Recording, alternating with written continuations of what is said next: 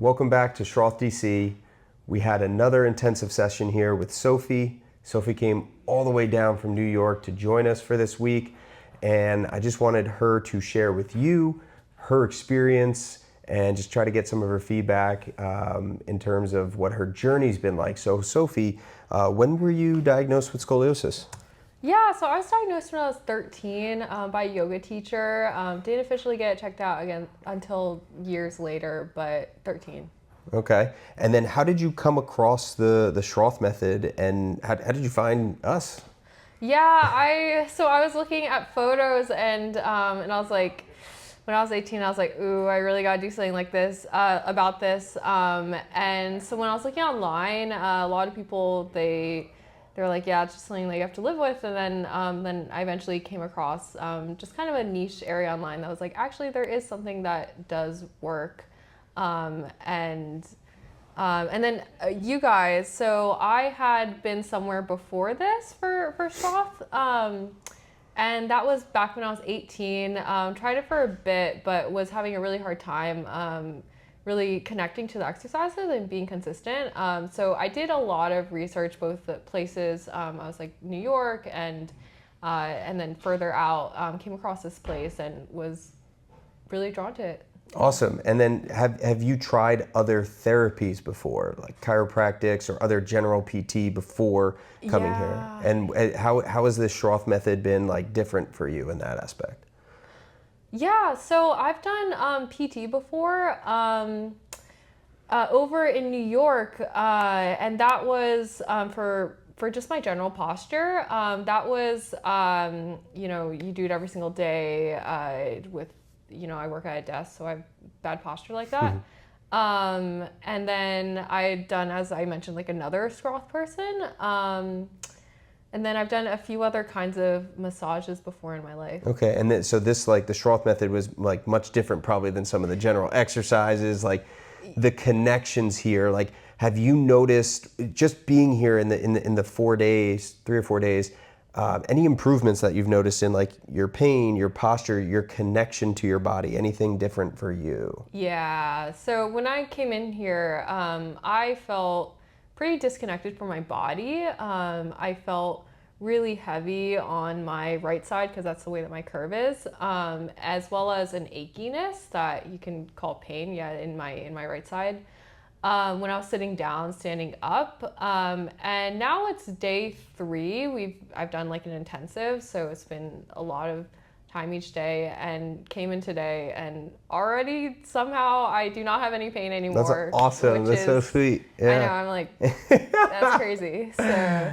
And just your overall experience here, like we've done a lot of stuff. We worked on the Schroth. We've worked on some core stuff. You were even brave enough to try some dry needling. So thank you for doing that. Yeah. So it's just been really cool here to try to blend all of these techniques to not only address like posture alignment, your connection to your body, but also pain. And we have some other tools to kind of address that. And then is there anything that you kind of wish you knew earlier in your journey? So now we're kind of like addressing some of like maybe the younger kids that are like 12, 13, 14, 15, 16 that you're like, what would you have done differently back then? Oh my God. Okay, that's so funny that you asked these. I think that I just spontaneously said earlier, either today or yesterday, of like, I wish I knew about this when I was 13, because it really does make a big difference. I wish I had known to start this earlier, because the earlier you start, it's one of those things. It's kind of like learning a language, how it's like, kids learn it better than like adults, with posture and these kinds of muscle things that work from the inside out with your nervous system like that. It's good to start earlier. That's awesome. Yeah. And then if like for somebody that is maybe starting off with Schroth, you did the intensive. Sometimes it's difficult for people to maybe have consistency, or almost like what you experienced, right? You had your first couple of sessions and you were like, man, I don't really feel connected to it. Like, is there anything to try to get them to buy in or to continue to keep going? Like somebody that's just starting this out, because you kind of struggled with that too at times when we were like, you're like, hey, maybe I'm not feeling this. What am I doing wrong here? Like, but now the way that you set this up independently without me even cueing you, there's something in your body that you're just like, man, I got this. Like, I guess in terms of trying to capture for someone that's new, any advice that you would have for somebody to be like, hey, like maybe like, is this something that you should continue to go, keep trying, keep finding, or something that I always tell my patients, like, slow down. Find your rhythm when you're breathing, when you're correcting. But anything that you wanted to add? I feel like I just answered your question for you. No, I mean, no, thank you. So I would say the biggest thing is to really communicate with your teacher, with your Scroll therapist. Say out loud what it is that you're thinking, and communicate. Okay, this is the process I'm going through in my brain while I'm doing it, and this is why I'm having a hard time connecting to. And from there, they can help you because they're the experts, understand how to make that mindset reframe around how it is that you're relating to your body. So my biggest advice is just because everybody's brain works differently and everybody communicates differently. So really just say what it is that you're thinking and let them help you adjust. So. And last question, for anybody that's, and you might be able to relate to this, just like somebody that has a curve, whether it's a big curve, minor curve, or the appearance, the aesthetic of it, like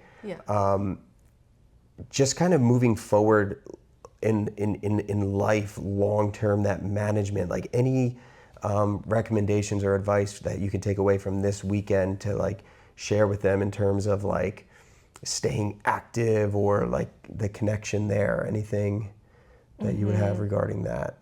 Yeah, I would say so set realistic goals for yourself. It doesn't have to be perfect.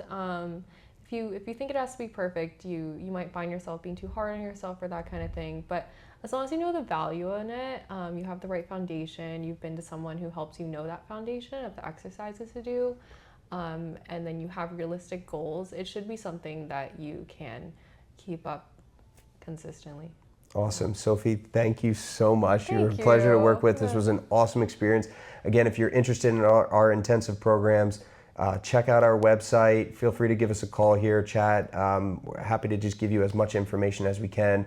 The intensives have been very rewarding, not only for our patients, but for us. We get to see the changes. We get to see the things click in real time and at least fine tune and make sure that when you leave here, you have all the tools that you need and the resources to keep you moving ahead.